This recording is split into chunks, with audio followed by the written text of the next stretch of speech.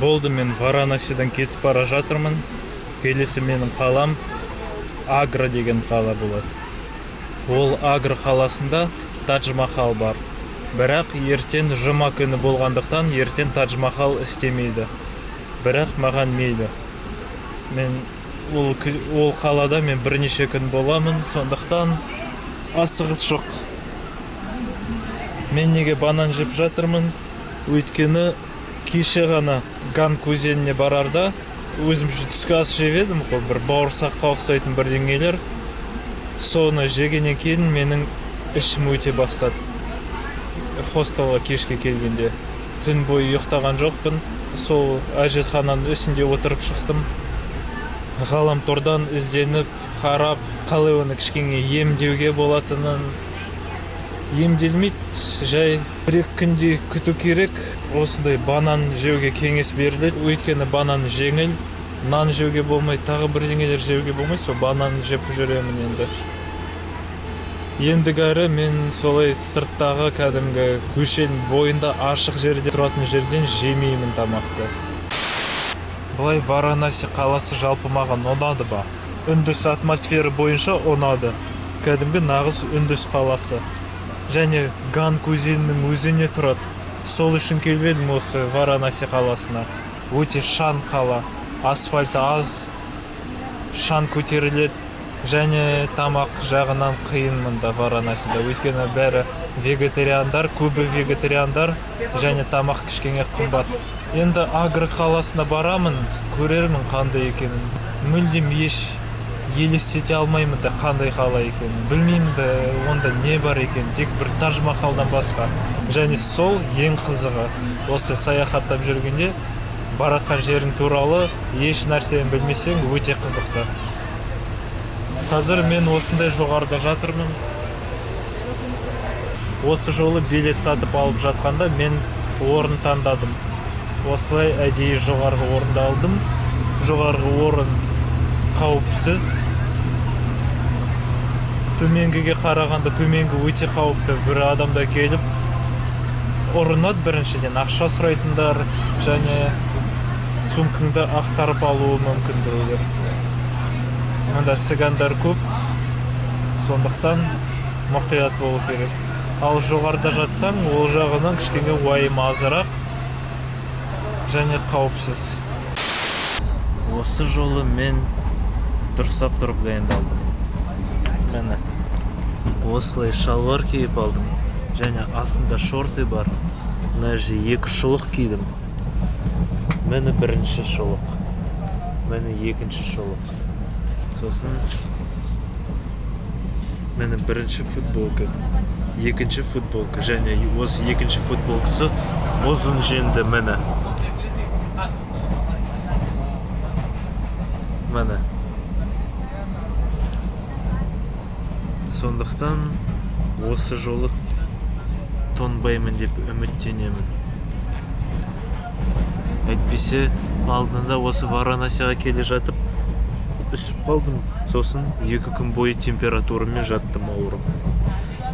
Жоқ, енді осы жолы мен тоңбаймын. Керек болса мені осындай заты бар. Таиландтан бері менде. Осымен жамылып аламын. Болды. Қайырлы түн.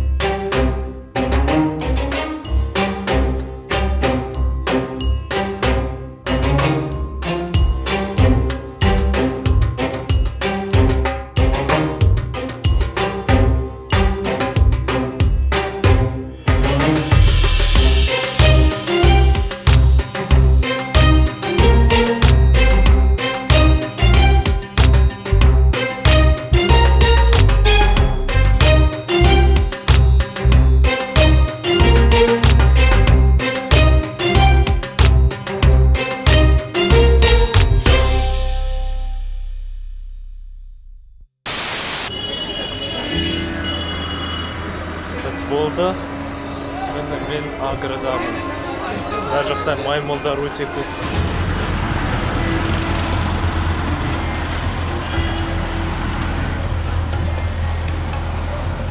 Мінекей осындай Акр қаласы. Жаңа мен төсегімнен түсіп, тапочкамды іздесем, жоқ тапочкам. Ұрлап кетті ма десем, сосын кроссовкамды шығарып, кроссовканы кисем, бір шіріватқан сасық, осқыны жоқ бір үндіс келіп тұр. Менің тапочкамды шешті де жатты ұйықтауға ары қарай. Мына тапочкамды бірдеңе сума сідік па, кім біледі оны. Енді білмей жүрмін, соны лақтырып тастайын ба, әлде жуып алайын ба деп. Қой тапочка қымбат емес сияқты, 600 теңге.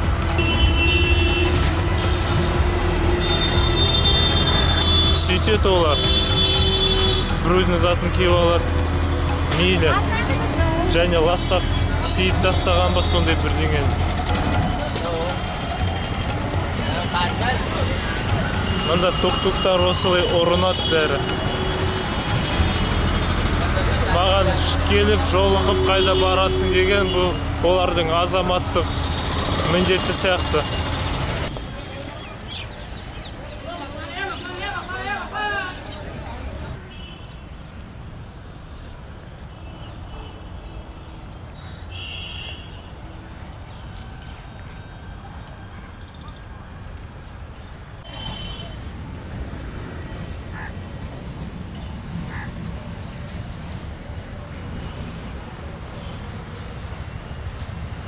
Мына парк өте ұзын, бірнеше шақырымға созылған.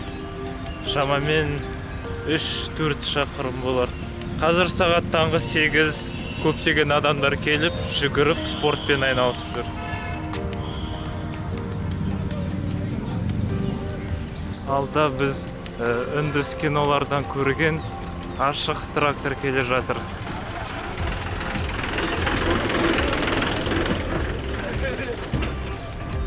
Гүлдер тасып барады.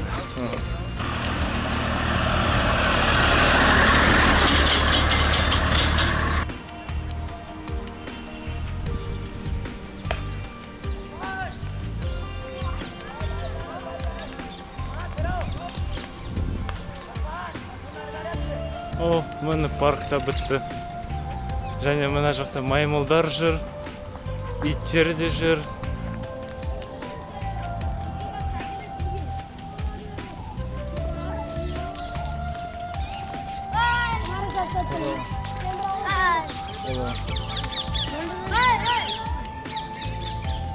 Кішкентай балдар да жүр.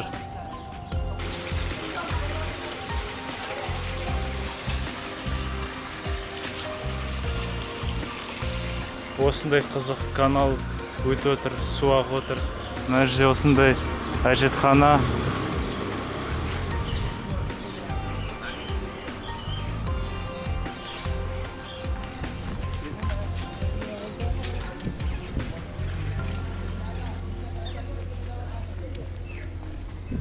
Осылай көшеде келе жатады да, бір жерге бұрылып кетеді, сүйіп алады да, ары қарай кетеді.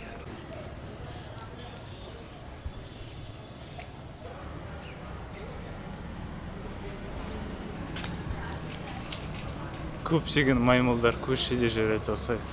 А мен Балида жүріп, ақша төлеп, маймылдар орманына кіріп жүрсем,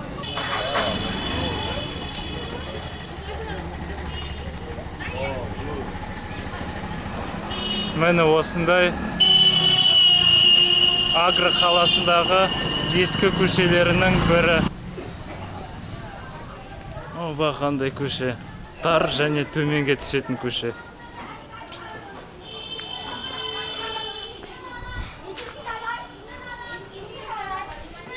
Мына жақта жай жергілікті тұрғын адамдар тұратын жерлер сияқты.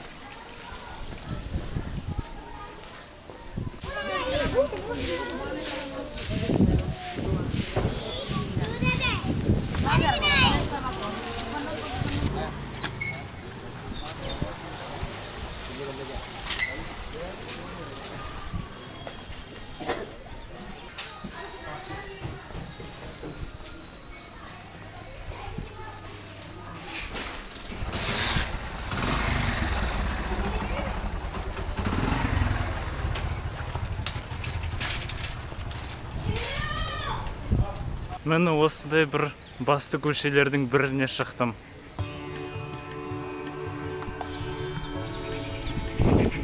Осы күннің астында жүрмін, және ыссы емес. Мына жерде осы көшенің ортасында сиыр келе жатыр. Осындай машиналар үндіс фильмдерінде кездесетін сияқты. Picture? Yes, видео. Қазір бірінші рет тук-тукпен жүріп қараймын. Хостелға дейін шамамен 1 километр бар, 30 рупияға жетіп қалайын сонымен.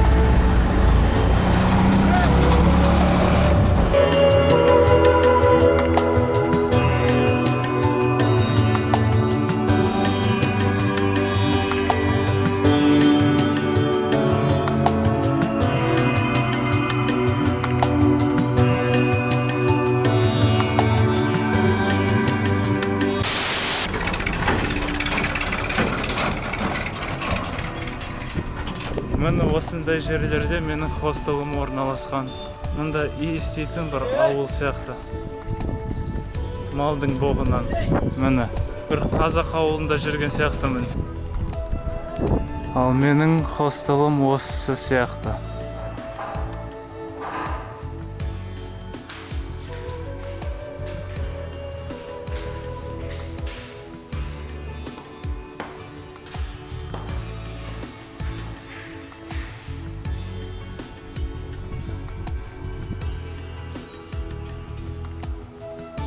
Мінекей осындай хостелдамын.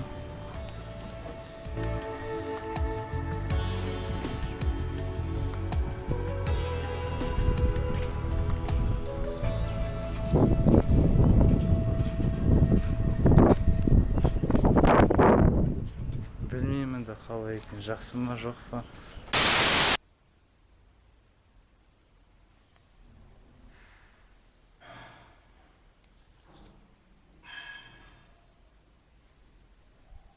Міне осындай бөлме.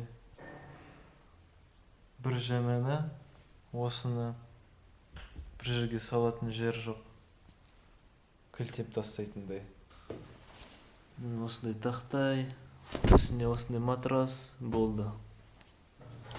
Розетка ана жерде тұр. Менің төсегім міне. Осылай жағдай. Қайырлы таң, қазір келесі күн. Міне менің хостелім. Міне менің хостелім осындай жерде орналасқан. Мынау кішкентай Агра қаласының шет жақтары. Осындай құм мұнда. Малдың боғы иісі шығып тұр. Қазақ ауылында жүрген сияқтымын. Иісі. Міне кәдімгі біздегідей жер. Кәдімгі бір қазақ ауылда жүрген сияқтымын. Қазір мен Тадж Махалға баратырмын. Мына жерде алыс емес, 2 шақырым не бары. Мұнда Агра қаласында жасайтын ештеңе жоқ екен. Тек сол бір Тадж Махал болды. Сондықтан Тадж Махалдан ары қарай асамын да пойыз бекетіне барып, онан Нью-Дели қаласына билет сатып аламын. Міне кіретін жерге де жақындап қалдым. Осындай заттарға тыйым салынған мұнда. Зажигалка, сіріңке, темекі, пышақ, пистолеттер, оқтар, граната, дрон, ішімдіктер, үлкен сумка тасуға болмайды. Және шулауға болмайды. Билет дейтін өте қымбат. Мұнда шетел азаматтарына бөлек билет және үндістерге бөлек билет. Шетел азаматтары үшін 1100 рупия, шамамен 6000 теңге. Ал жергілікті үндістер үшін 50 рупия. Өте қымбат. Мені осындай заттарды берді. 1100 рупия тұрады. Мен негізінде үндіс сияқты 50 рупияға алғым келіп еді, үндістердікі кезегін тұрып шығып. Бірақ ол жерде үндіс жеке куәлігін тексеретін екен. Сондықтан бұл мүмкін емес. Және үндістердікі кезегі өте ұзын, өйткені үндістер өте көп. Ал шетел азаматтарынікі кезегі қысқа немесе жоқ та. Мен келгенде мысалы болған жоқ. Негізінде 1100 рупия бұл тек арзан бағасы. Ең қымбаты 1300 рупия, ол Таж-Махалдың ішіне кіруге болады. Бірақ оның ішінде фото немесе видео жүргізуге болмайды. Сондықтан мен алған жоқпын. Не істеймін, бәрібір фото, видеоға түсіруге тыйым салынған болса. Және қымбат бәрібір. Өте қымбат, 1100 рупия, 6000 теңге. Мені үндістер кезегі кіретін, мені шетелдіктерге арналған.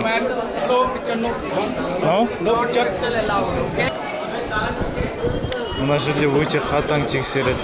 Кәдімгі қару-жарақтармен, автоматтармен жүріп, өте қатаң тексереді.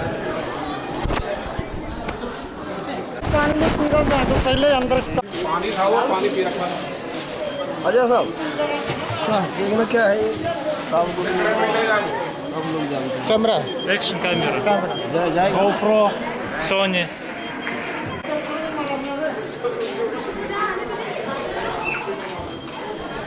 Камерама ұрынады. Не деген камера кішкентай деп.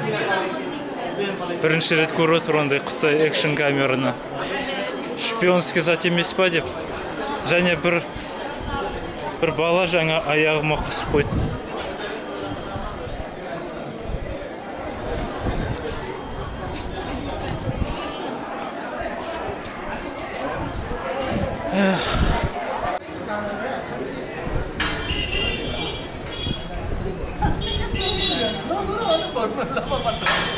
Осындай бір алаңға кірдім. Адам саны өте көп. Өте көп адам саны.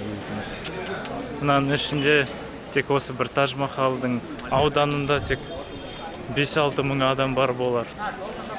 Оның 90% осы үндістер.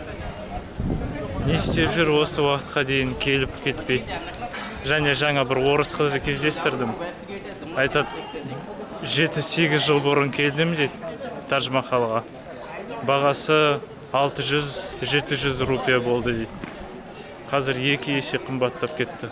Осы Үндістанда ең таза жер Таж-Махалдың ауданы болар.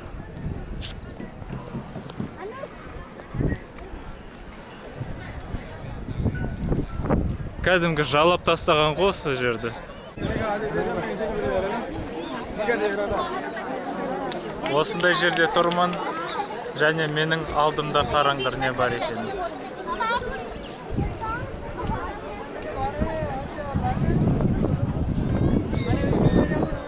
Тадж-Махал көрініп отыр, кеттік көрейік.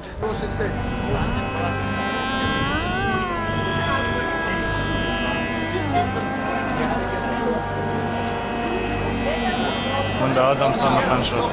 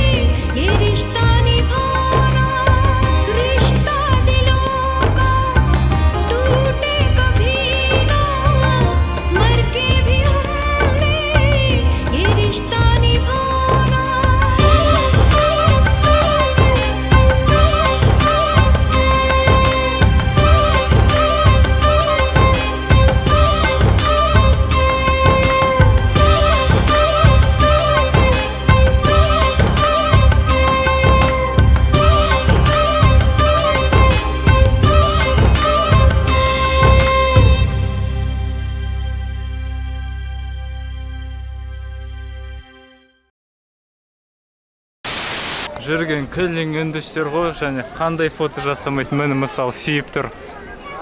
Таж-Махалдың жоғарына ұстап тұрғандай болып тұр. Кәсіби фотографтарым да толып жүр. Басқа шетелдік адамдарды кездестіру қиын. Кілең қап-қара үндістер жүрген. Мына жерде футбол ойнауға болады.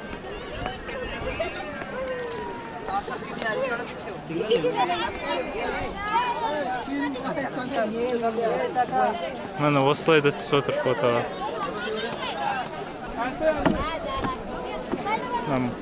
Мрамор қандай.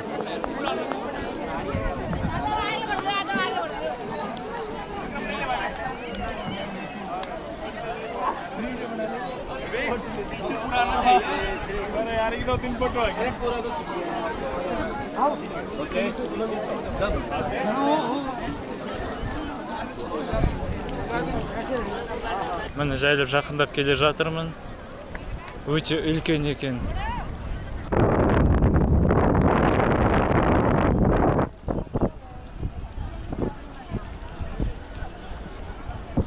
Толығымен мрамордан қапталған. Міне жақындадым.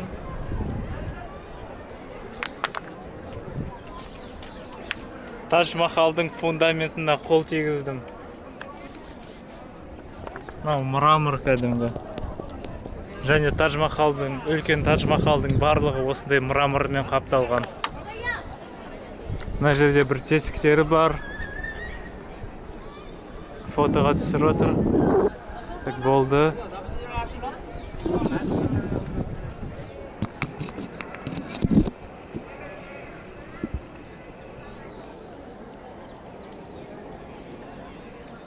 Бір бөлме ма, сондай бірдеңе? Да, бөлме ма? Да, бөлме.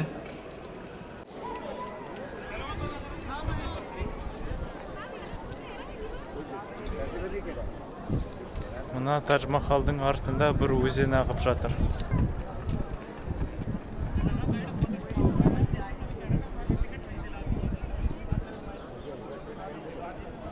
Hi, ये बच्चे. What is it? Public school. है ना? Yes. Tour Tour? Tour Yes. Tour student tour बच्चों के Okay. साथ. Okay. ये इंग्लिश में बात करो. मैम की मोहब्बत Mumtaz. wife love his temple is 22 year his 22 years. making, yes? yeah Okay. yeah. The main thing about Taj Mahal is like love. Shah Jahan make Taj Mahal for the love of, because of he loves Mumtaz that much. While she died, after that she told something, like she told, or she come in her mind, or maybe when he's sleeping that time or something like that, and he thinks about like I have to make something big for her, for love. The main thing is like that, the love of Shah Jahan to Mumtaz. In the upper part is somewhat yellowish, but this side or this pillar you can see still it's white. And this is the long process. That's why slowly it is changing the color. Air pollution, air pollutant, air particles. The dust, Yes. pollution. Dust, yes. Yeah. It's your first visit Taj Mahal? Yeah. It's my first visit in Taj Mahal, like in my life. If you go inside, you can see the Mumtaz Maqbara. Maqbara, you know? No, what is it? Maqbara is like the body when she Mosaic. died. Mosaic. Yes. He's a follower of Muslims, so you're seeing that there is a build-up of mosque here. See, this part is Mosque. Mosque? Mosque, Muslim house, they will yes? pray like- there. Pray. Yes. Muslim, They will come and pray there. Yes. Yes. 7 wonders. Paris, that Paris, Eiffel Tower, Taj Eiffel Mahal. Tower, and this like that. This is the seventh one. Окей. Rome also one Yes. is there. No? Ал міне Тадж Махалдың арты. Бәрі осы істеп қарап отыр.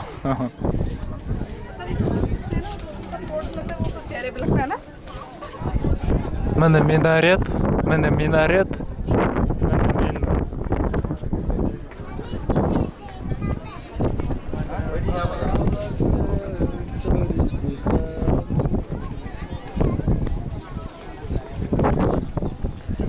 Енді түсіндім неге осы Тадж Махалды үлкен жауапкершілікпен қадағалап, күзетіп, күтіп жүргенін. Өйткені ол әлемнің 7 кереметіне кіреді. Тадж Махал деген осы.